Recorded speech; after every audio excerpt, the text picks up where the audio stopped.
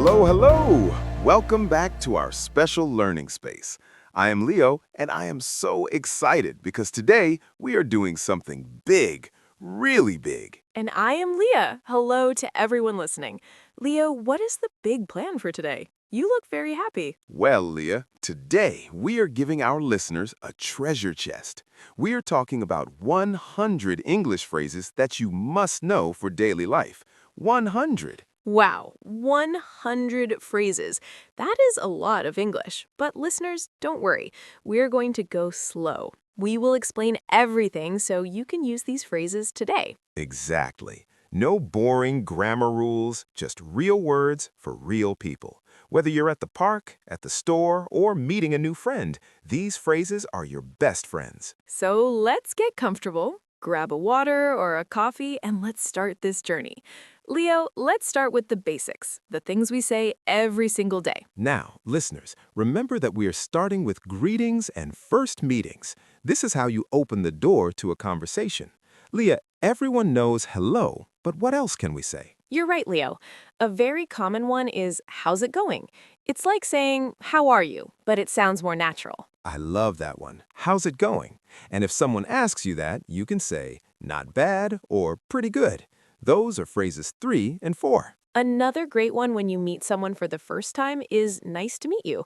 But if you see them again, you say, nice to see you again. That is a very important difference, Leah.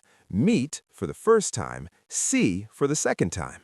What if we are in a hurry? Then we say, take care or have a good one. Have a good one just means have a good day. It is very popular in the US and Canada. Let's add some more. Long time no see. We say this when we haven't seen a friend for a month or a year. And if you want to know what's new in their life, you ask, what have you been up to? Listeners, these phrases help you sound like a pro. What's up is very casual, and how's your day going is perfect for a colleague or a neighbor. And don't forget the polite ones. I really appreciate it is a stronger way to say thank you, or you're welcome, and no problem. Phrases like, can you help me? And I'm sorry to bother you are also essential. If you need to go through a crowd, just say, excuse me. Now, listeners, remember that we are moving into keeping the conversation alive. This is called small talk. Leah, sometimes I don't know what to say after hello. That happens to everyone, Leo.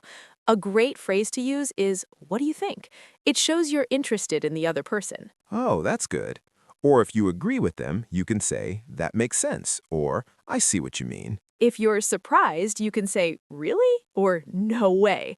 No way doesn't mean no, it just means you are very surprised. I use no way all the time. What if I didn't hear what someone said? I shouldn't just say what, right, Leah? Right, Leo. It is better to say, sorry, I didn't catch that, or could you repeat that, please? It's much more polite. And if you want to check if the other person understands you, you can ask, does that make sense? Or, are you with me? Let's talk about plans. If you want to meet a friend, you ask, are you free this weekend? Or, do you want to hang out? Hang out is a very common phrase for spending time together. And if you are busy, you can say, I'd love to, but I'm busy. Or, maybe another time. What if you're undecided? You say, it's up to you. This means the other person can choose. Now, listeners, remember that we are shifting to shopping and eating out. These are places where we use English the most. Leah, I'm at a restaurant. I'm hungry. What do I say? First, you might ask, do you have a table for two? Then, when you're ready to order, you say, for example, I'll have the chicken pasta. I always say, can I get a glass of water? It's simple and works every time.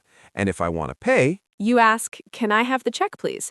In the UK, they say the bill, but in the US, it's the check. and at the store, if I see a cool jacket, I ask, can I try this on to see if it fits? And if you want to know the price, you ask, how much is this? Or, is this on sale?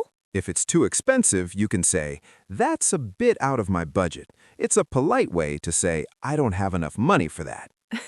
I say that often. Another good shopping phrase is, I'm just looking, thanks.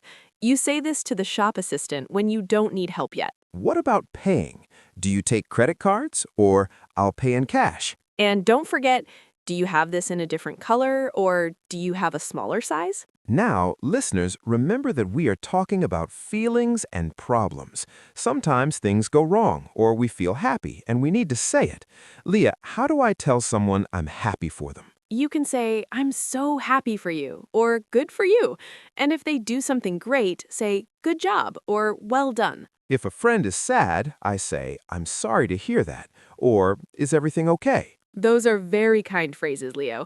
If you are the one with a problem, you might say, I'm having a rough day, or I'm a bit stressed. When I'm tired, I say, I'm exhausted, or I'm beat.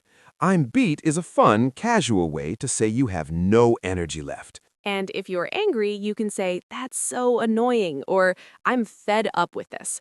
Fed up means you have no more patience. But let's stay positive. When something is exciting, we say, I can't wait, or I'm looking forward to it. If you're confused, say, I'm not sure, or I don't get it.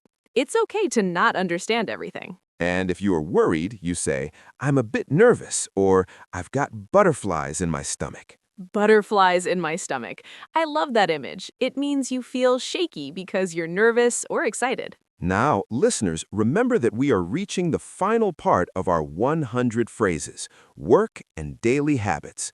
Leah, when we are at work, what are some must-know phrases? One is, I'm on it. It means I am doing that task right now. Or, I'll get back to you, which means I will give you an answer later. I also hear, let's get started a lot in meetings. And if we finish, we say, let's wrap it up. If you're busy, you say, I have a lot on my plate. It doesn't mean food, Leo. It means you have a lot of work to do. I wish it was food. What about daily life at home?